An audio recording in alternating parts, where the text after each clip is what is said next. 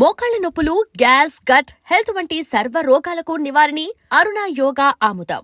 మీరు అనుకుంటున్నారు అంత అద్భుతమైన ట్వీట్ వేశారు అంటే నాకు ఒకసారి సార్ రియల్ థింగ్ సార్ ఇది. నేను అదే చెప్తున్నాను కదా ఆయన just watch Dandora so solid rooted drama and fantastically told అది ఇది అని చెప్పి నా పేరు రాసి ఇట్లా సాలిడ్ రైటింగ్ ఉంది, అందరూ బాగా చేశారు అని చెప్పి నేను ట్వీట్ చేస్తే ఎగ్జాక్ట్ దానికి ఒక 3-4 డేస్ నుంచి నాకున్న ప్రాబ్లం నాకున్న గ్రైప్ ఏంటంటే ఇండస్ట్రీలో వాళ్ళు ప్రైమ్లోకి వచ్చాక చూస్తారు, అమెజాన్ ప్రైమ్లోకి వచ్చాక చూసి ఎవరో ఒకరు ట్వీట్ చేస్తారని చెప్పేసి అనుకుంటా ఉన్నాను నేను. ఓకే, సినిమాని చూసి ఎవడన్నా ట్వీట్ చేస్తే 10 మందికి తెలుస్తుంది కదా అని నాకు ఫోన్లు చేసి చెప్పేవాళ్ళు, బాగుంది సార్ అని చెప్పి చెప్పేవాళ్ళు. ఇండస్ట్రీ నుంచి డైరెక్టర్స్ కానీ కొంతమంది యాక్టర్స్ కానీ. Okay, very thankful, very grateful for them. కాకపోతే అదే విషయం ట్వీట్ చేయట్లేదు. సో ఇప్పుడు ఏంటంటే అది ట్వీట్ చేస్తే ఇంకొక 10 మందికి తెలుస్తుంది కదా, ఇప్పుడు నాకు తెలిసినట్టే. సో ట్వీట్ చేస్తే 10 మందికి తెలుస్తుంది కదా, అది చేస్తే బాగుండేదేమో నా సినిమాకి, ఇంకొకరికి తెలిసేదేమో అన్న ఒక ఉద్దేశం అయితే ఉండింది. నేను అదే చెప్తా ఉన్నా మా ఫ్రెండ్స్ కూడా. ఎక్కడో ఆ కాంట్రవర్సీలోకి మమ్మల్ని లాగుతారేమో అంటే ఇప్పుడు బాగా సోషల్ మీడియా కూడా కొంచెము వెరీ అటాకింగ్ అయిపోయిందండి. అరే నువ్వు ఆ ఇష్యూని ఎండార్స్ చేస్తున్నావా, నువ్వు దీనికి సపోర్ట్ చేస్తున్నావు సినిమా అంటే, నువ్వు శివాజీ మాటలతో ఏకీభవిస్తున్నావు అని వితండవాదం చేసేవాళ్ళే చాలామంది. చాలామంది ఏమో నువ్వు సూపర్ అన్న అని చెప్పేసి సపోర్ట్ చేశారు, కానీ అతన్ని సపోర్ట్ చేయట్లేదు. వాళ్ళు శివాజీ గారి కామెంట్ని సపోర్ట్ చేసిన వాళ్ళు ఈయన సపోర్ట్, అంటే రెండు వద్దు ఆయనకి. అది ఎవరైతే ఉన్నారో ఆ ఆర్టిస్టులు ఎవరైతే సినిమా చూసి బాగుందని చెప్పారో వాళ్ళకి ఈ 2 స్పేస్లో వద్దు. So they better took my number, like great ఎఫర్ట్స్కి వెళ్ళి నంబర్ తీసుకుని ఐఎమ్ వెరీ గ్లాడ్ దట్. అంటే ఓపెన్గా సినిమాని ప్రేజ్ చేసినా కానీ భయపడే పరిస్థితి వచ్చేసింది. అటువైపు కట్టేస్తారేమో అంటే వాళ్ళకి పాపం అన్నెసరీ పిఆర్ కదా అది. ఏదైనా కానీ మనం అందరం ఒక వెరీ ఫ్రెజైల్ మీడియా ఎన్వైరన్మెంట్లో బతుకుతున్నప్పుడు మంచి విషయాన్ని చెప్పడానికి వచ్చి ఏంద్ర ఇది అన్న ఫీలింగ్లోకి వెళ్ళిపోయే అవకాశం ఉంది.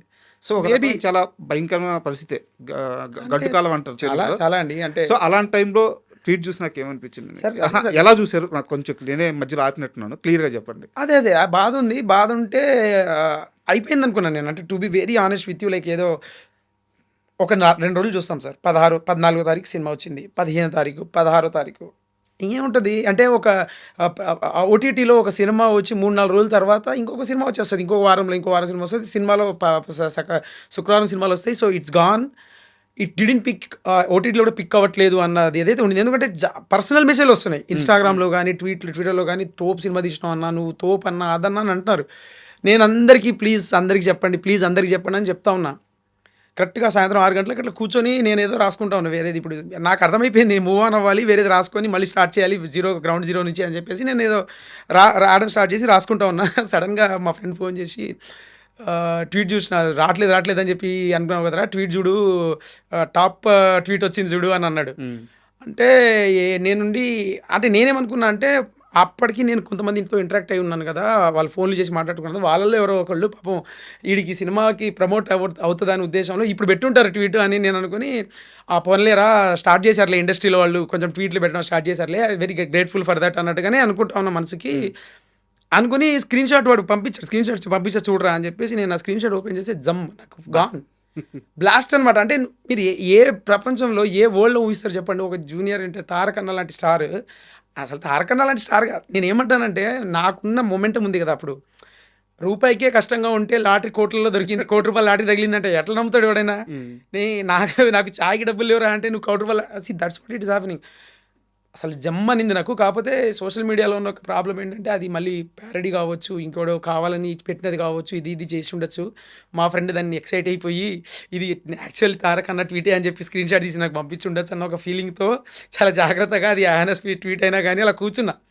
ఇది నిజంగా ట్వీట్ అయినా, నిజంగా ఆయన చేసిందేనా, కింద ప్యారడీ అకౌంట్ ఏదని చూస్తా ఉన్నా. కాసేపటికి లైక్లు అట్లా పోతా ఉన్నాయి, కింద అందరూ అన్న చేస్తూ ఉన్నారు. టప్ అని చెప్పి చూసి మా పిఆర్ మెసేజ్ పెట్టాడు, Tarak sir tweeted about our film అని చెప్పి పెట్టాడు. సో మా పిఆర్ దగ్గర నుంచి వచ్చినప్పుడు ఓకే 4 సార్లు చెక్ చేసుకుంటారు కదా వాళ్ళకి.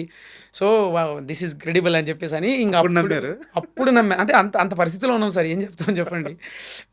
నమ్మడానికి టైం పట్టింది, బట్ రాత్రి నిద్ర పట్ల. మీ టీమ్ సైడ్ నుంచి ఎవరు కూడా సార్కి సినిమా చూడమని చెప్పి కానీ లేకుంటే అప్రోచ్ అవ్వడం కానీ ఏం జరగలేదా? అంటే అది లేదు సార్, రాడార్లో ఎక్కడుంది అంటే మీరు ఆలోచించండి.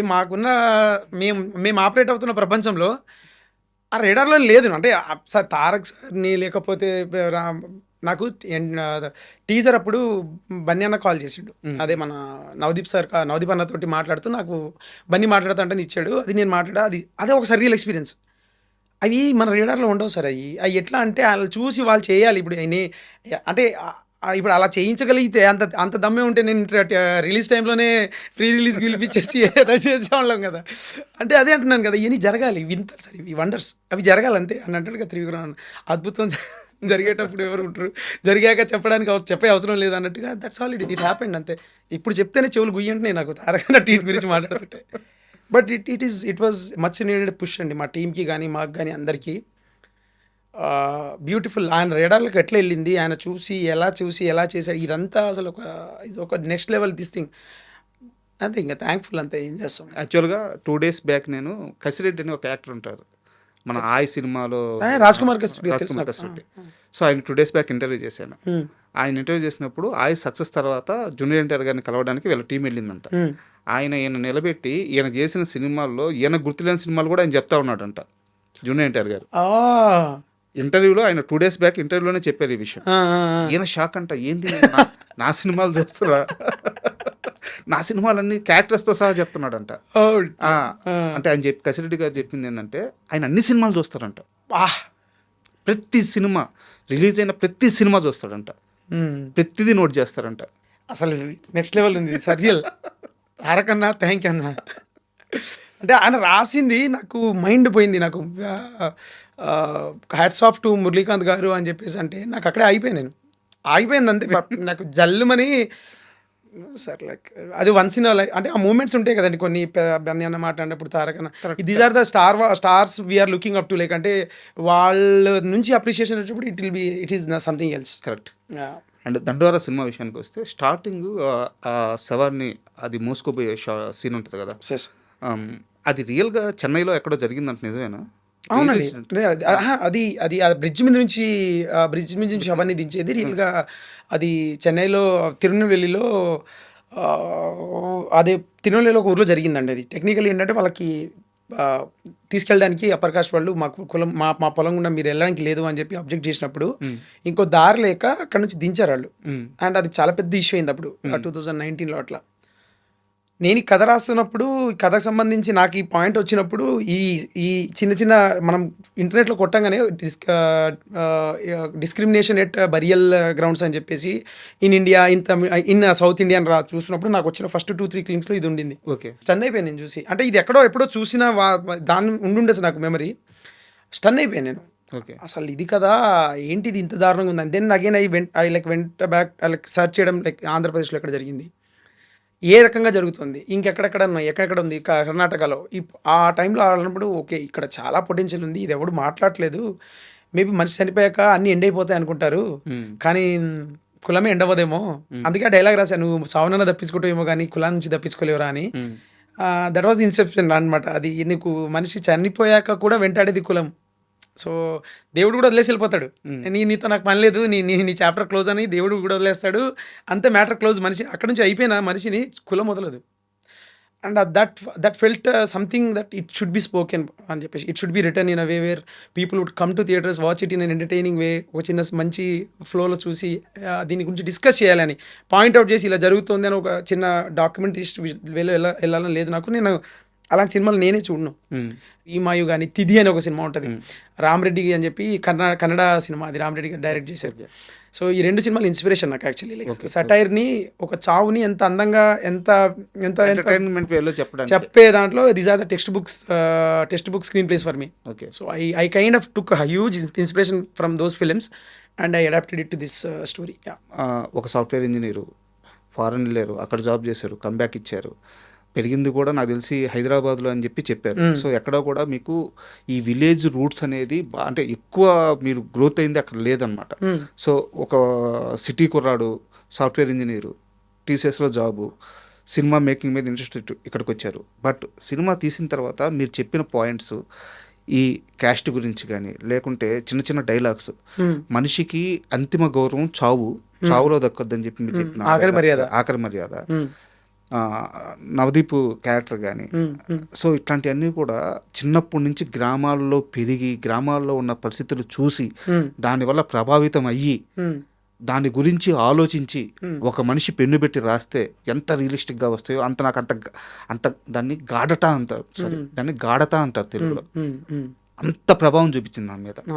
ఇంత రైటింగ్ ఎలా వచ్చింది అంటే మీరు ఎక్స్పీరియన్స్ చేసిన పరిస్థితులు వేరు, మీరు రాసిన పరిస్థితులు వేరు. యాక్చువల్లీ ఏంటంటే నా ఎడ్యుకేషన్ అంతా హైదరాబాద్. తర్వాత నేను సో 10th క్లాస్ దాకా మట్టుకి 5th క్లాస్ దాకా మట్టుకి నేను ఊర్లో చదువుకుని వాటెవర్. తర్వాత నేను హాస్టల్ అయినా మనం ఊరికి వెళ్తుంటాం హాలిడేస్కి.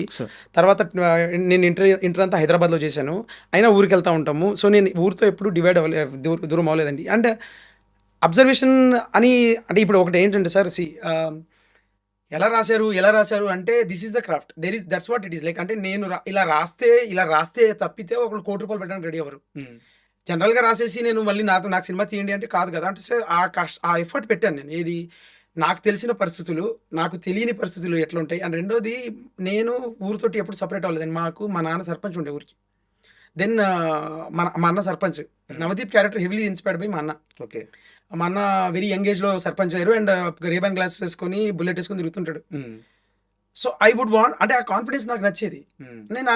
నాకేమనిపించింది అంటే అట్లా కాన్ఫిడెంట్గా ఉండి, ఇప్పుడు యంగ్ సర్పంచ్ అంటే ఎట్లా ఉంటుంది, ప్రతి సినిమాలో పెద్ద ఆయన ఉంటాడు, పంచేసుకొని ఓ మూలను కూర్చొని పెద్దగా సుట్టగాలుస్తాయారా అని మాట్లాడుతూ ఉంటాడు.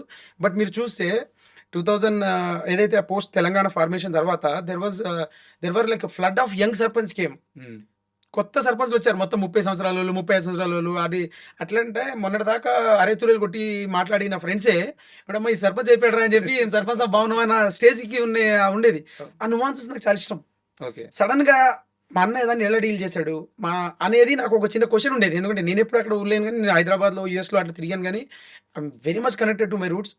అండ్ డ్రామా చెప్పేటప్పుడు నేను ఈ స్టోరీ అనుకునేటప్పుడు like I wrote something different also, like urban comedies, urban ఇవన్నీ రాశాను నేను. ఈ సబ్జెక్ట్ మ్యాటర్ని డిస్కస్ చేయాలనుకున్నప్పుడు నేను అనుకున్న క్యారెక్టర్స్ అన్నిటినీ ప్లాన్డ్గా అనుకున్నప్పుడు నేను ఒకటే అనుకున్నా, ఈ క్యారెక్టర్స్ వీళ్ళ అనుభవం నుంచి మాట్లాడే మాటల్లా ఉండాలి. నేను తీసుకొచ్చి వీళ్ళతో మాట్లాడిస్తున్నట్టు ఉండకూడదు. యాజ్ అ రైటర్గా నేను మాట్లాడిస్తున్నా అన్నట్టు ఉండకుండా వాళ్ళ అనుభవం నుంచి వాళ్ళు బతికిన చూసిన లైఫ్ని ఎట్లా మాట్లాడతారనే దానిలో ఉండాలని చాలా కాన్షియస్గా రాసిన రైటింగ్. కరెక్ట్. ఇంపాక్ట్ వచ్చింది అది ఎందుకంటే that's only thing I can do as a writer, like where నాది ఇన్ఫోర్స్ చేయకుండా, నేను ఒక క్యారెక్టర్తో ఏదో మాట్లాడించకుండా తన పరిస్థితుల నుంచి, లేకపోతే తన పరిస్థితుల నుంచి, ఆమె పరిస్థితుల నుంచి తను ఏం నేర్చుకుని ఏం మాట్లాడుతుందని ఇలాగా ఉంటేనే ఆ క్యారెక్టర్కి ఒక అథెంటిసిటీ ఉంటుంది. ఆ క్యారెక్టర్ నుంచి ఒక చిన్న కనెక్ట్ ఉంటుంది ఆడియన్స్ అని ఫీల్ అయ్యి చాలా జాగ్రత్తగా రాసిన writing. So that's what writers job is. మనం అంటాం కదా, మన సూర్య 24 సినిమాలో ఆమె వాచ్ మెకానిక్ ఇచ్చి నాకు సర్వసాధారణమైన విషయం అన్నట్టు నా జాబ్ అది, మా ప్రొఫెషన్ ఏంటి, ఎవరైతే గుప్పెడు పట్టుండదా అన్నట్టు మా రైటర్స్కి గుప్పెడు ఇది ఉండదా. లైక్ వి డీప్లీ రీడ్ పుస్తకాలు చదువుతాను నేను బాగా. మేబీ అది కూడా చాలా హెల్ప్ అయి ఉంటుంది నాకు. ఇప్పుడు కేశవరెడ్డి గారి పుస్తకాలు కానీ, తాపి ధర్మారావు గారి పుస్తకాలు కానీ, తాపి ధర్మారావు గారి పుస్తకాలు అమేజింగ్ ఉంటాయి. సో ఎండమూరి గారి నావల్స్ కానీ, and I read lot of non fiction content అనమాట. సో ఎక్కడో చాలా ఎక్స్పీరియన్సెస్ అట్నింటి నుంచి వచ్చిన ఎక్స్పీరియన్సెస్ని. అండ్ రెండోది అదేదండి, ఇప్పుడు అది మెయిన్ థింగ్ ఎందుకు అట్లాగా రాయాల్సి వచ్చింది అని అంటే, కథలు అట్లే రాయాలి అని నా ఫీలింగ్. నేను ఒక స్టూడెంట్గా మాట్లాడితే నేను స్టూడెంట్గానే మాట్లాడాలి, వేదం మాట్లాడకూడదు. నేను నా జీవితంలో అంత ఎక్స్పీరియన్స్ ఉందా నాకు అన్నట్టుగా ఆడియన్కి అనిపించకూడదు. వాడు ఎక్కడి నుంచి వాడు మాట్లాడేది తప్పైనా వాడి దగ్గర నుంచి వచ్చినప్పుడే దానికి అథెంటిసిటీ ఉంటుంది ఆ క్యారెక్టర్కి. ఈ నేర్చుకుంటాడు రేపు అని. ఇప్పుడు అందుకని శివాజీ క్యారెక్టర్ చాలా మదం ఎక్కిన వాళ్ళగా మాట్లాడినా వాడికి ఆ పాయింట్ ఆఫ్ టైంలో వాళ్ళు అనిపించింది కాబట్టి అట్లా మాట్లాడతాడు. ఆ తర్వాత మాటలు తగ్గిపోతాయి శివాజీ సెకండ్ హాఫ్ అంతా డల్ అయిపోతాడు. ఎందుకంటే జీవితం ఒక పాట్ మనకి కొట్టిన తర్వాత లైక్ తిరిగిపోతుంది మనిషికి, మాట్లాడటం అనవసరం అన్న స్పేస్కి వెళ్ళిపోతారు. And that was a conscious way of writing it అండి. And glad that you guys are noticing it.